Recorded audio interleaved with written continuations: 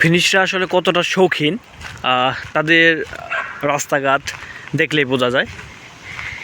এই যে আমি এখন একটা রাস্তা দিয়ে যাচ্ছি ট্রেন স্টেশনে।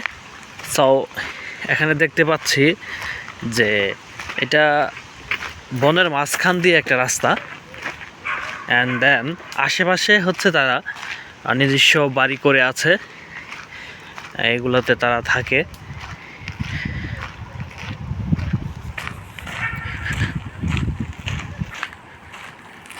এবং প্রত্যেকটা রাস্তার সাইডে এরকম ডাস্টবিন দেওয়া আছে, যেখানে নোংরা আবর্জনা ফিনিশরা বা আদার্স যারা আছে সবাই ফালায়। এদিকে আমার সামনে যেটা দেখা যাচ্ছে একটা বাড়ি, এখানেও ফিনিশরা থাকে।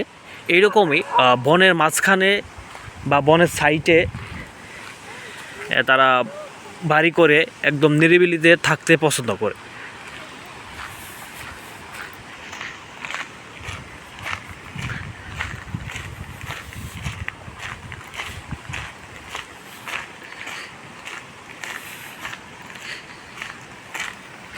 বসার জন্য সুন্দর ব্যবস্থা করে দিয়েছে, কি চমৎকার। এখানে ফিনিশরা হাঁটাহাঁটির পরিবর্তেও তারা সাইকেলিং করে থাকে এবং ওয়াকিং করে সকালবেলা রাতে। আরেকটা সবচেয়ে বড় বিষয় হচ্ছে এই রাস্তা কিন্তু বনের মাঝখানটা থাকার পরেও এটা হচ্ছে 100% সিকিউর।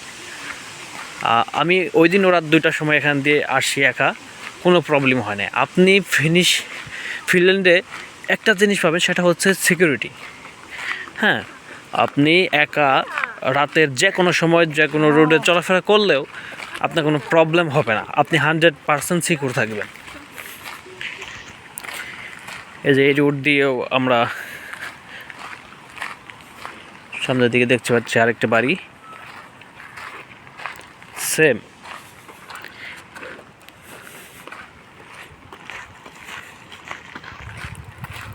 শুধু যে রাস্তাগুলো সুন্দর করেছে এমন না, আশেপাশে জিম করার জন্য, ফিজিক্যাল এক্সারসাইজ করার জন্যও তারা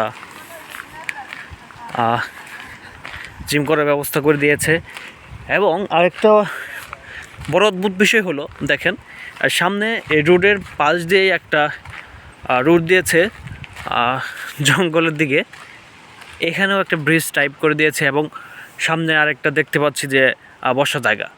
দ্যাট মিন্স ওইখানে বসেও তারা রিল্যাক্স করে। আমি ওই দিন রাত 1টার দিকে এদিকে যাচ্ছিলাম এবং দেখি অনলি একটা মহিলা, তার বয়স 60 থেকে 70 বছর হবে, সে ওইখানে একা বসে আছে, একা বসে বসে বই পড়তেছে। কি অদ্ভুত!